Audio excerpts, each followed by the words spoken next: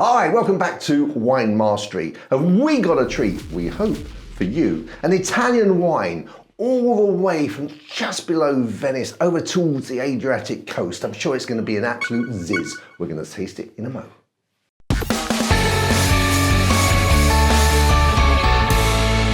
Okay, so let me show you the bottle. Here it is, and the label.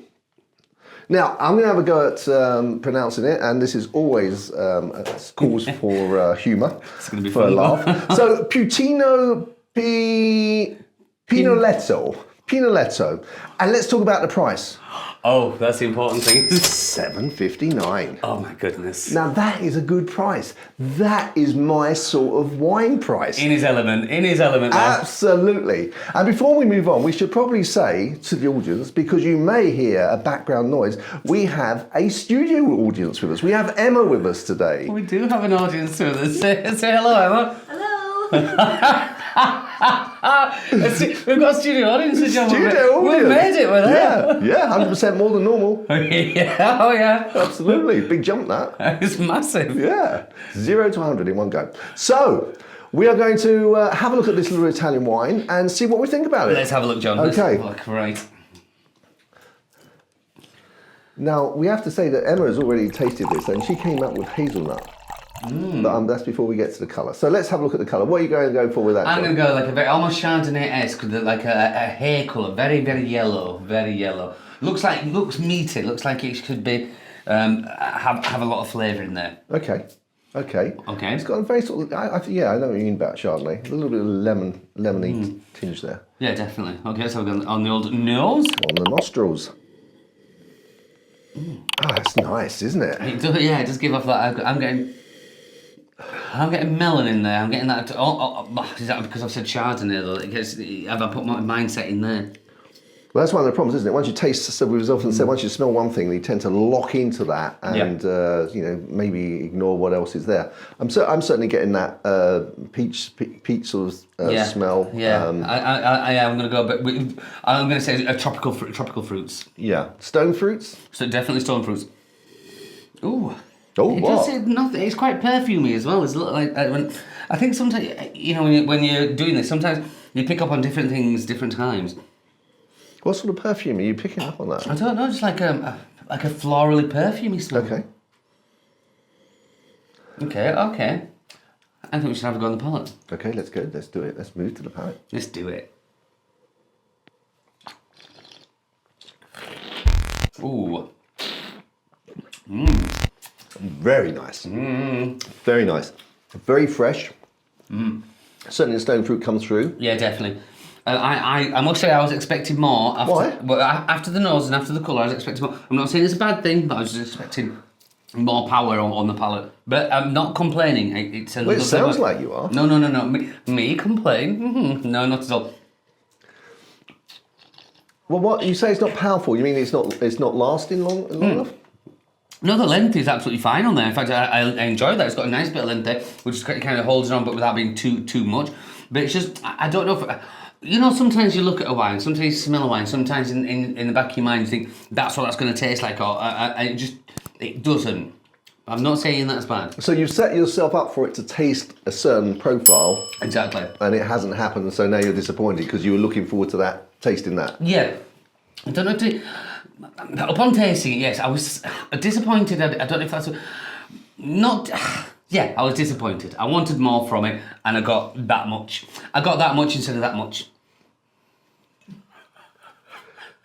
Well, you're probably not the only one to have experienced that sort of disappointment. I should have thought about that before I said it.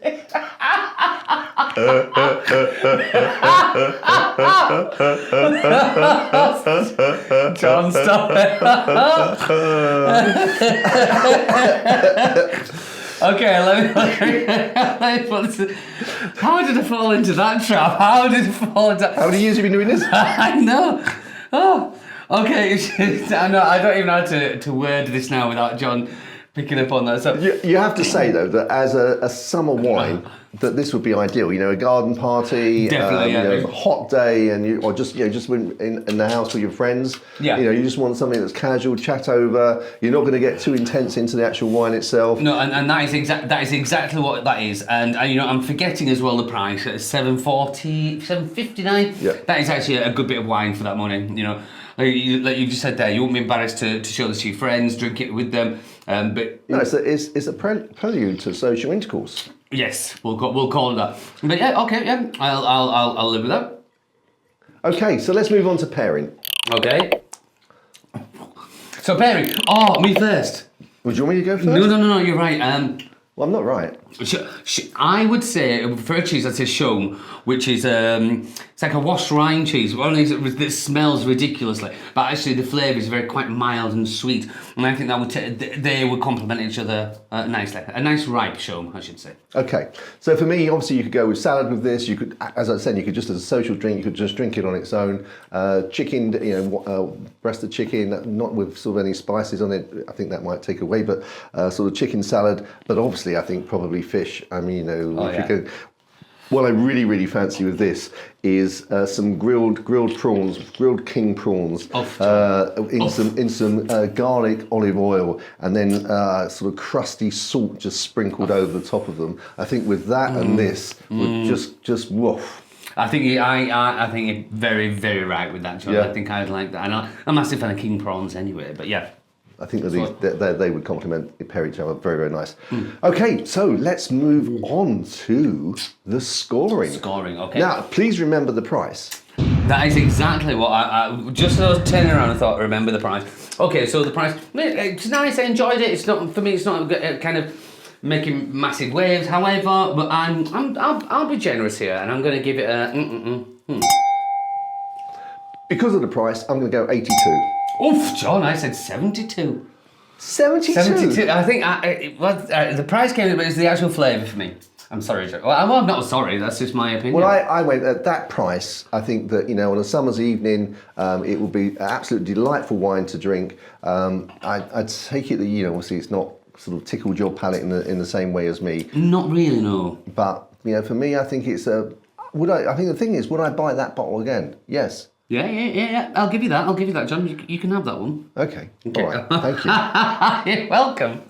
Okay, guys. Well, if you get to try this wine, by the way, it was in the UK. It was available from Wine Warehouse. If you get to try this wine, give us, come back, give us a comment, let us know what you think about it.